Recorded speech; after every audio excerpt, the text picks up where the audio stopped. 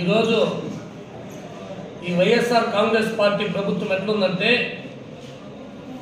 ఈ ముఖ్యమంత్రి వైఎస్ జగన్మోహన్ రెడ్డి గారు తండ్రి అధికారాన్ని అడ్డం పెట్టుకొని 1,00,000 కోట్లు దోచుకున్న వ్యక్తి అతని జీవితమే ఒక తప్పుడు విధానము, ఆయన రాజకీయ నేపథ్యమే ఒక తప్పుడు నేపథ్యంలో పయనిస్తున్నాడు.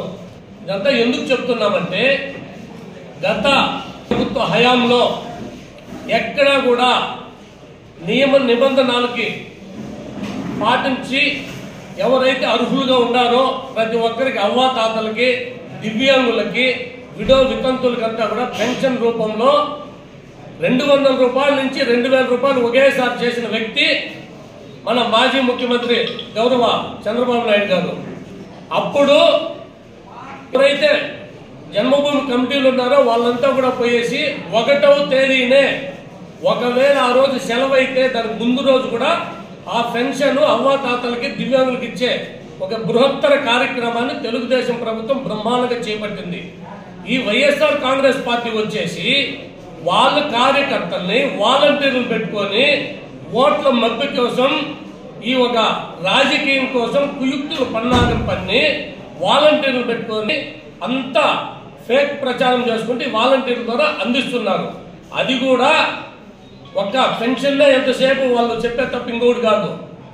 ఈ అవినీతి డబ్బుతో పెట్టిన సాక్షి పత్రిక కానీ సాక్షి టీవీ కానీ అది పూర్తిగా అవినీతితో వచ్చిన ఒక అవినీతి పత్రిక. ఆ పత్రికలో 3వ తారీఖు ఏం రాసినారంటే బైరెడ్డిపల్లి మండలం శీలంపల్లికి చెందిన జయమ్మ గారు కావచ్చు, సావిత్రమ్మ గారు కావచ్చు, వీళ్ళకి మీ ఈ కరపత్రమైన వైఎస్ఆర్ కాంగ్రెస్ పార్టీ కరపత్రమైన సాక్షి అవినీతి సాక్షిలో ఏం చేసినారంటే చంద్రబాబు గారు ఉండేటప్పుడు పింఛన్ చాలా కష్టాలు పడినారంట. వాళ్ళు తెలుగుదేశం సానుభూతి పరులైంది. వాళ్ళిద్దరు పింఛన్లు ఈ వైఎస్ఆర్ కాంగ్రెస్ తొలగించిందే కాకుండా వీళ్ళు తప్పుడు కథనాలు ప్రచురించినారు ఈ పేపర్లో 3వ తేదీ సాక్షి పత్రికలో. మీకు సిగ్గు లేదా? ఎందుకంటే ఆ ఏ ఆధారం లేనటువంటి సానుభూతి పరులైన వాళ్ళు పింఛన్లు పెరిగే చెత్తకు ఒకసారి మీరు సిగ్గు తెచ్చుకోవడానికి మేము చెప్తున్నాము. మరీ చిక్కుపడటమే కాకుండా ఈ తప్పుడు వాస్తవాల కథనాలను ప్రచురిస్తారా? ఇది ఎంతవరకు సబబు? ఏమో చంద్రబాబు దీంట్లో చాలా ఇబ్బందులు పడినారంట. వాళ్ళు నోటుకున్నా వినండి, చంద్రబాబు ప్రభుత్వంలో ఆ రోజే 1వ తేదీ ఎటువంటి లాభపేక్ష లేకుండా వాళ్ళు బ్రహ్మాండంగా పెన్షన్ అందేది.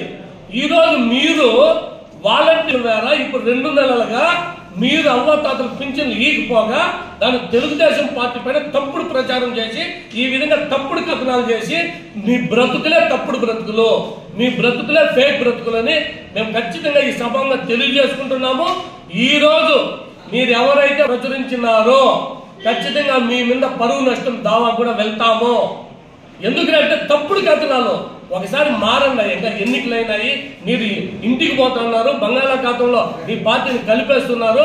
ఇంకా కూడా ఇటువంటి తప్పుడు కథనాలు రాయికడి. ఈ వీళ్ళే సాక్ష్యం. సావిత్రమ్మ జయమ్మ గారు వాళ్ళకి పెన్షన్ రాలేదు. మీరు ఈ రోజు చంద్రబాబు చాలా కష్టాలు పడినారంట, జగన్మోహన్ రెడ్డి కరెక్ట్ గా ఇచ్చారంట. పెన్షన్ ఇవ్వలేదా? మీరు ఇచ్చేలా చెప్పినట్టు కదా. కాబట్టి ఎవరైతే సాక్షిలో ప్రచురించినారో ఈ పత్రిక పైన ఆ పత్రిక విలేకరు పైన కూడా పరువు నష్టం దావా కోర్టుకు వెళ్తాము. ఈ తప్పుడు ప్రచారాలు చేసినప్పుడు వదిలిపెట్టే ప్రసక్తే లేదు. ఈ అవ్వాతాతలకి సాక్షి వాళ్ళకి ఇద్దరికి పెన్షన్లు పెరిగేసినారు. టీడీపీ సానుభూతి పనులను ఒకే ఒక కారణంతో ఖచ్చితంగా తెలుగుదేశం ప్రభుత్వం వస్తానే వాళ్ళకి పెన్షన్ పునరుద్ధరిస్తాము. అదే కాకుండా ఎవరైతే దీన్ని వేసినారో మీ పైన కోర్టుకు కూడా పోతామని మేము ఈ సభంగా తెలియజేసుకుంటూ ఇటువంటి వాళ్ళ పెన్షన్లు తీసి మీ ఫేక్ బ్రతుకులు వాళ్ళు కడుపు కొట్టొద్దని ఉంటే మంచి చేయండి. ఇటువంటి కడుపు కొట్టొద్దని కూడా ఈ సవినీయంగా తెలియజేసుకుంటున్నాం. జై హింద్, జై